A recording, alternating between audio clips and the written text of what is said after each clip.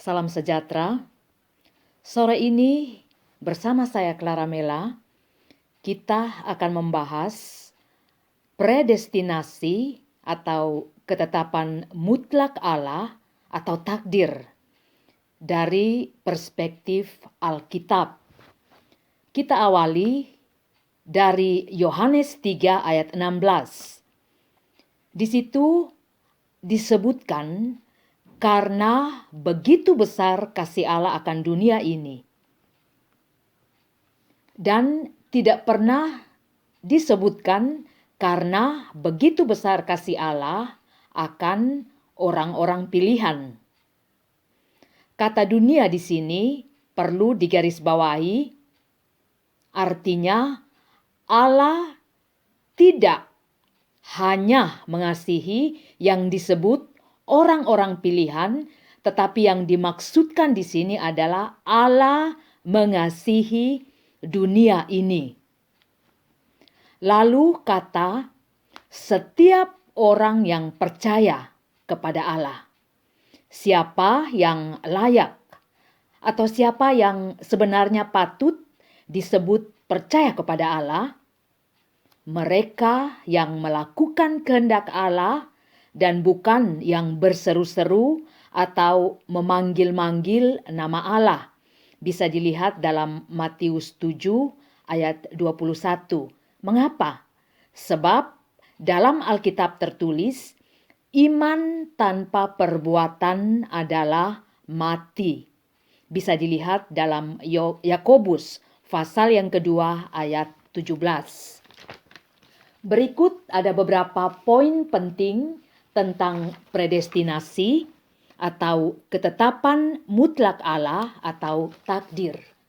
Yang pertama, jikalau dilihat dalam Kejadian 1 ayat yang ke-26, maka tentu semua manusia tanpa kecuali, entah berasal dari latar belakang bangsa, suku, agama apapun, sama-sama bernilai dan berharga sebagai ciptaan yang segambar dan serupa dengan Allah. Setiap manusia mempunyai God's image atau God's values dalam dirinya. Bisa dilihat dalam Mazmur 8 ayat 5 sampai ayat yang ke-7.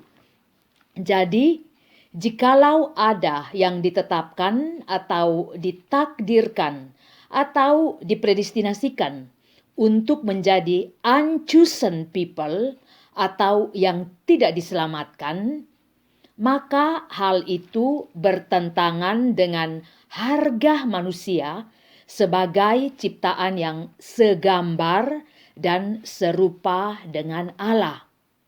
Artinya, sebagian manusia diciptakan hanya sebagai artefak atau aksesori. Jika merujuk pada hak atau kedaulatan sekalipun, maka harus dilihat bahwa hak atau kedaulatan Allah itu adil dan bijaksana. Pekerjaan-pekerjaan Allah termasuk dalam menciptakan semua manusia segambar dan serupa dengannya pun adil dan benar. Bisa dilihat dalam Wahyu 15 ayat yang ketiga. Allah tidak pilih kasih dalam menentukan siapa yang atau siapa yang tidak diselamatkan. Siapa yang kaya atau miskin, siapa yang untung atau rugi dan lain sebagainya. Allah hakim yang adil dan benar. Bisa dilihat dalam Mazmur 75 ayat yang ke-8, juga Mazmur 82. Demikian juga keputusan-keputusannya. Jadi, jika dikaitkan dengan kedaulatan Allah atas segala sesuatu, maka saat Allah menetapkan kehidupan seseorang, tetap saja ketetapannya dilandaskan pada kebenaran dan keadilan atau sesuai dengan perbuatan tiap-tiap orang. Sebab menetapkan bukan berarti Allah pilih kasih atau Allah memandang muka, Sebab dalam Alkitab tertulis, Yakobus 2 ayat yang ke-9, memandang muka itu dosa.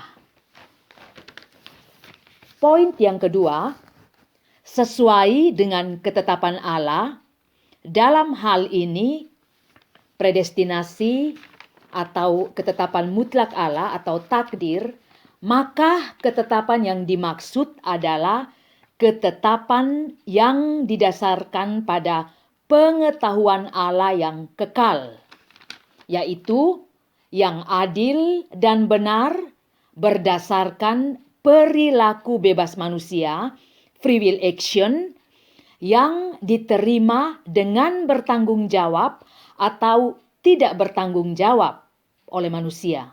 Artinya, dalam kehidupan setiap manusia, masing-masing mempergunakan dalam kebebasan mereka, free will, moral responsibility atau tidak. Yang hidup dalam free will dengan moral responsibility adalah yang kemudian dalam doktrin predestinasi ini disebut sebagai orang-orang pilihan. Namun, Allah dalam kemahatauannya yang kekal tidak berintervensi secara langsung. Apa maksudnya? Contohnya yaitu seperti saat Isa Al-Masih atau Yesus Kristus datang ke dalam dunia. Walaupun setelah berada di dalam dunia, ia sanggup melawan perbuatan-perbuatan yang jahat, tetapi ia memilih untuk pasif atau vakum di dalam menggenapi rencana penyelamatannya. Pasif atau vakum di sini untuk melihat bagaimana manusia dengan free will atau dengan kehendak bebas mempergunakan dengan bertanggung jawab atau tidak. Bisa dilihat dalam Filipi 2 ayat 5 sampai ayat yang ke-8. Lalu ada Siddhartha Gautama, Buddha, memilih untuk hidup miskin sebagai pertapa, walau Buddha bisa saja menjadi pangeran. Atau juga kisah Franz dari Assisi yang memilih untuk hidup sengsara jauh dari kehidupan keluarganya yang kaya raya. Contoh-contoh ini adalah membiarkan diri pasif atau vakum dari kehormatan, kekayaan, walaupun sebenarnya mereka bisa memiliki atau melakukan lebih dari yang dilihat orang dari kehidupan mereka atau dari diri mereka. Inilah sone yang disebut tidak berintervensi secara langsung. Dalam hal-hal seperti lahir dan mati, Allah berintervensi secara langsung. Allah telah menetapkan langsung dalam kekekalan. Tetapi dalam hal-hal seperti teman, tempat tinggal, jodoh, atau rutinitas keseharian, Allah tidak berintervensi secara langsung, dan conditional free will, kehendak bebas bersyarat yang diperlukan oleh manusia dalam melakukan segala sesuatu. Artinya bebas bersyarat atau kebebasan yang bertanggung jawab.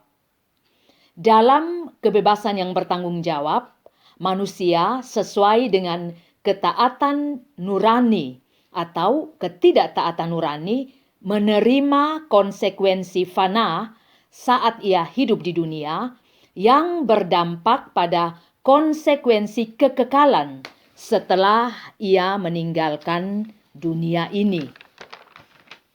Jadi, dalam predestinasi atau ketetapan mutlak Allah atau takdir atas manusia, ada dimensi di mana Allah secara aktif dalam kekekalan menentukan atau berintervensi langsung, misalnya hal-hal yang telah dinubuatkan, yaitu kelahiran maupun juga kematian, seperti kelahiran Yesus Kristus, kelahiran Yohanes Pembaptis, kelahiran Ismail yang bisa dilihat dalam Kejadian 16 ayat 9 sampai ayat yang ke-16.